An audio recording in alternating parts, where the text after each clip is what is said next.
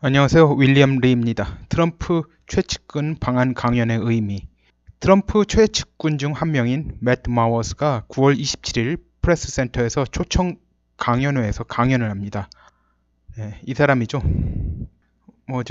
이선본에서 주최하는 형식입니다. 이 사람은 이제 트럼프에게 가장 신뢰받는 핵심 측근들 중 한 명입니다. 나이가 불과 만 30이지만 한국 정치 표현에 의하면 권력 실세라고 해도 과언이 아닌 사람입니다. 트럼프의 신뢰가 매우 높은 사람이기 때문입니다. 원래는 이제 주 공화당 위원회 이사였는데 지난 미국 대선에서 트럼프에게 발탁되어 선거 캠프에서 다음과 같은 직함으로 일했습니다. National Field Coordinator and Battleground Stage Director. 뭔지 감이 딱 오시죠? 즉 선거의 승패를 가름할 수 있으며 승패가 이미 갈린 것이나 마찬가지인 주가 아닌 주에서의 승패에 대한 지휘 총괄을 한 선거 캠프에서 핵심적 역할을 맡은 거예요. 이제 승패가 이미 갈린 것이나 마찬가지였던 주들은 이제 캘리포니아주, 일리노이주, 매사추세츠주, 뉴욕주, 미조리주, 테네시주, 메릴랜드주 등이 있었습니다. 그러니까 당시 승패가 확실히 갈리지 않았던 주들은 이제 플로리다주, 노스캐롤라이나주, 그리고 이제 펜실베니아주, 미시간주, 위스콘신주, 애리조나주, 콜로라도주, 네바다주 같은 주들에 대한 이제 선거운동에 대한 총괄을 한 겁니다. 트럼프가 선거인단 수로 힐러리에게 304대 227로 이겼는데 이 격전지 주들에서 얻은 선거인단이 총 101명입니다. 이제 격전주 선거인단 76%를 확보했으므로 트럼프가 이겼음을 보여주는 표가 있습니다. 304대 227로 이겼는데요. 이 두 부분이 이제 5%포인트 이하 차이로 승부가 결정된 곳이에요. 그런 곳에서 이제 트럼프는 101명의 선거인단을 확보했고 힐러리는 32명의 선거인단을 확보했습니다.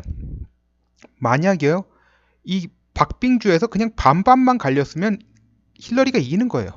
293명을 갖다 확보하게 돼요. 총 531명이거든요. 총 531명이니까 266명이 넘으면은 이기게 돼요. 그런데 이걸 갖다 이 박빙에서 반반씩 나눠 먹었다면 힐러리가 293명을 확보해서 이겼을 거예요. 결과적으로 이제 트럼프의 대통령 당선에 결정적 공을 세운 1등 공신이라고 해도 과언이 아닙니다. 물론 트럼프가 참 과감한 선택을 한 거죠. 불과 그때 당시가 나이가 몇 살입니까? 20대 중반 약간 넘어선 사람을 갖다 저런 중요 직책을 갖다 줘가지고 맡겨가지고 결국은 해낸 겁니다.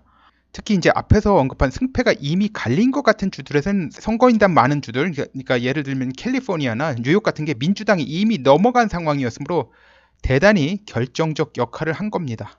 큰 차이로 이긴 주는 힐러리가 146명을 확보했고 트럼프는 114명을 확보했어요.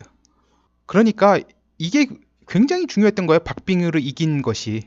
트럼프 선거 캠프에서 이제 중책을 맡았었고 이제 올해 3월 트럼프 재선 기획단에 참여하기 위해 사임하기 전까지의 직책은 국무부의 백악관 담당 선임 고문이었습니다. 이 직책은 이제 국무장관과 백악관 사이에서 오해 여지를 줄이며 의견을 조율하는 자리였습니다. 그러니까 실질적으로 대통령과 국무장관 사이의 불협화음을 최소화하는 그런 자리였습니다. 그런데 매우 힘들었어요. 왜냐하면 트럼프 초대 국무장관인 렉스 틸러슨 사이에 불협화음이 보통 있었던 게 아닙니다. 그런데 트럼프가 보기에는 맷 마워스가 아니었으면 사태가 더 안 좋을 뻔했다고 보는 것 같습니다. 이 사람은 20대 초에 러커스 대학 학생 시절 뉴저지주 주지사였던 크리스 크리스티의 재선 캠프에 참가하여 두각을 나타낸 것이 정치와 연결된 계기였습니다. 당시 그는 주변 사람들과 마찰 없이 자기의 능력을 어필하는 것에 매우 탁월하다는 평을 받았습니다. 보통 능력이 탁월한 사람들은요, 능력을 드러내는 과정, 과시하는 과정에 주변 사람들과 마찰을 빚고 부정적인 에너지 발생시킨다는 건 이 부정적인 감정을 갖다 막 발생시키는 그런 경우가 많은데요. 이 사람은 이런 걸 다 피하면서 자신의 능력을 과시하는 것에 매우 능숙했다는 거죠. 이런 그의 특장점으로 인해 그가 크리스 크리스티 이제 재선 캠프를 떠나서 공화당에 들어갈 때는 그냥 평직원으로 들어간 것이 아니라 뉴저지주 공화당 위원회 이사로 발탁되었습니다.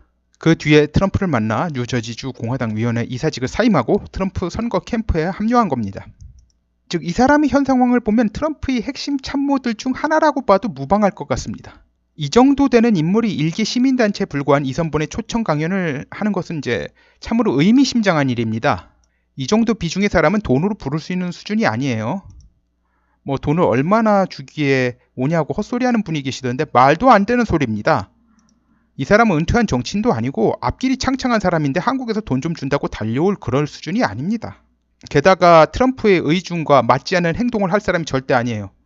자기 앞날을 망치는 일이에요. 트럼프의 의중을 갖다 살피지도 않고 행동한다면 말이죠. 트럼프가 재선하면 백악관에 들어갈 수도 있는 사람인데 일단 이선본의 초청 형식의 강연이 된 건 미국 권력에서 이 정도 실세의 강연으로서는 격이 안 맞는 것으로 보입니다. 이 의미가 두 가지 있습니다. 트럼프가 현재 한국 언론사들 중에 신뢰하는 언론사가 없다는 이야기입니다. 모든 언론사 다 합해서 그래요. 성조기 들고 흔들고 그런 언론사들까지 다 신뢰를 하지 않는다는 이야기입니다. 사실 이 정도 비중의 인물의 강연이면 언론사 초청 형식을 하든지 아니면 관훈클럽 같은 언론인 모임의 초청 형식이 돼야 적절한데 그런 형식을 취하지 않았습니다. 한마디로 트럼프는 한국 언론인들 전체를 불신한다는 것을 보여준 겁니다. 100%는 아니지만 거의 다 불신한다는 거죠. 그리고 언론사 중에서는 신뢰하는 언론사가 없다. 그리고 두 번째는 한국의 논객, 보수운동단체들 중에서 트럼프의 의중에 가장 접근한 논객 단체를 이제 박성현 씨와 그가 이끄는 이선본으로 본다는 걸 노골적으로 보여준 겁니다. 동시에 이제 한국에서 우파 단결을 빌미로 친중파들이 득세하려는 상황에 얼음물을 끼얹는 처사라고 봅니다. 거기에 더해 한국에서 친미파리로 세를 확장하려는 사람들이 추종자들에게 친미파리에 더 이상 현혹되지 말라는 경고를 보낸 겁니다. 미국은 이미 그 사람들이 지금까지 한 짓을 다 알고 있으니 그 사람들과 손잡을 일은 없을 것이라는 메시지이기도 합니다. 그 한 짓 중에 대표적인 일이 배후에서 탄핵 찬성파들에게 돈을 받고 결국 탄핵 찬성파들은 중국 공산당 측과 연결되어 있다는 겁니다. 제가 아는 바에 따르면 미국 역사상 미국 대통령이 한국 상황에 대해서 지금 정도로 상세하게 브리핑을 받고 관심을 가진 건 6.25 전쟁 이후 처음이라고 해도 과언이 아닙니다. 더 장황한 설명은 필요 없을 것 같습니다. 이제 여러분이 알아서 판단하시기 바랍니다. 오늘은 여기까지 하겠습니다. 감사합니다.